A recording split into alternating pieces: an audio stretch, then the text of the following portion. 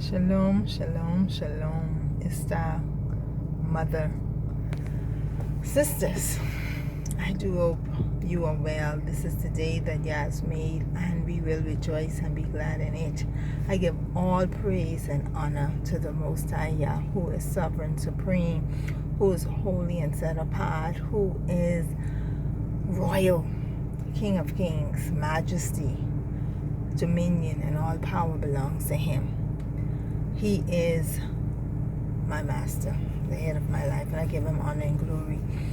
I woke up with a word in my spirit, a scripture, and I want to read it to you. It's Proverbs 29 and 15. The rod and reproof give wisdom, but a child left to himself bringeth his mother to shame. I will read that again. The rod and reproof give wisdom, but a child left to himself bringeth his mother to shame.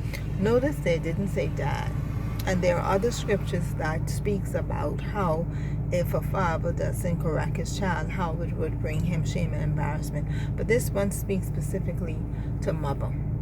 A child left himself, and why? Because children are normally with their mothers.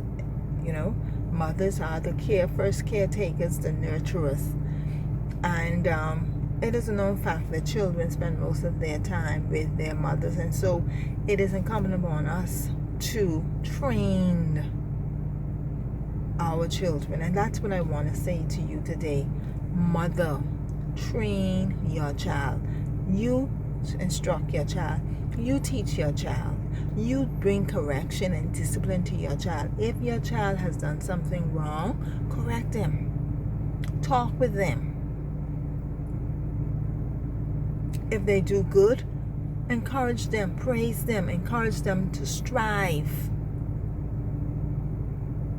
That's our responsibility as a mother, to ensure that our children get wise counsel, the correct instruction, discipline, that they're in the company of people who are going to uplift them. And we should do that while they are young. This is a child. This is even before they reach teenage stage. I realize that if you train a child from infancy up to the teenage stage, if you put the right foundation down, when that child becomes a teenager and into adulthood, you normally would not have any problem with them. You see? But when they are children, we're playing, we're laughing, we're giggling, we see these little bad character traits and we think it's funny, and we don't bring the correction then. But we want to wait until they're already teenagers and their hormones are going out of whack and they get caught up with company and they smelling their tail.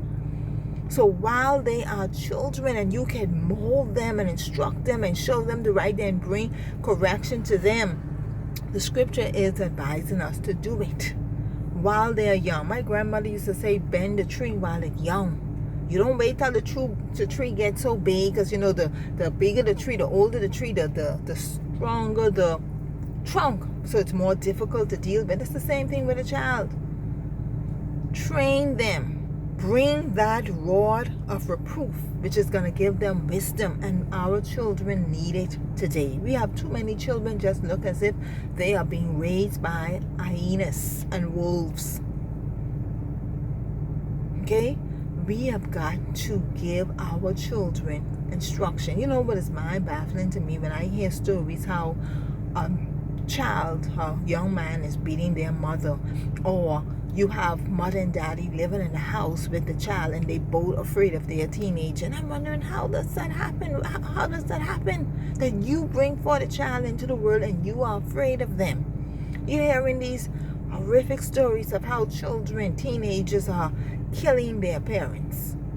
Or a mother got into an argument with her child and she shoot the child. It is sad.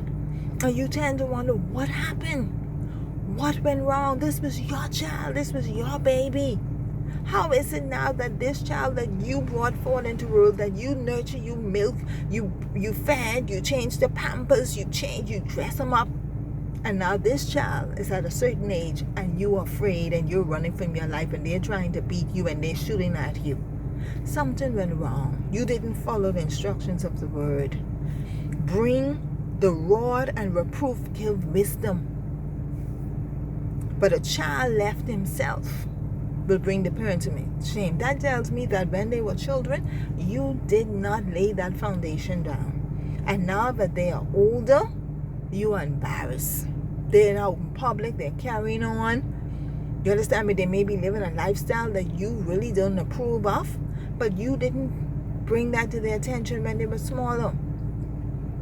And you have to do these things when your children are young. Do not wait for the teacher in the school to teach your child, or the preacher or the pastor, whoever. You be their first teacher, be their first priest, be their first counselor. There was a shooting and there was a female on the news saying how the church don't come to pick up the children anymore. And I was like, oh no, she didn't say that. To take these children to Sunday school. I'm like, why you don't take your child? If you feel you want your child to go to Sunday school, you take them. You take your child. You shouldn't be waiting and complaining angrily that the church is no longer coming to pick up your child, to take your child to Sunday school. But that's the mentality of some people. They behave as if, I did y'all a favor. I went and looked for one sperm donor, and he and I got together and we bring this child. Y'all need to do something with this child. That's your child. You went and get the child. That's your responsibility. You didn't do society no favor by bringing an unruly, or having a child that you didn't train to now be an unruly, undisciplined menace to society. We didn't ask for that. And we really shouldn't truly have to deal with it, but we are dealing with it because mothers are not taking the time to train, to teach, to instruct, to give their children wise wisdom, wise instructions while they are young, while they're in that impressionable stage. And so society and yourself have to suffer. The Father had a very good plan. And I believe his plan was that we take care of the children while they are young, and when they're older and we're now at an age where we can do some things for ourselves, they will take care of us.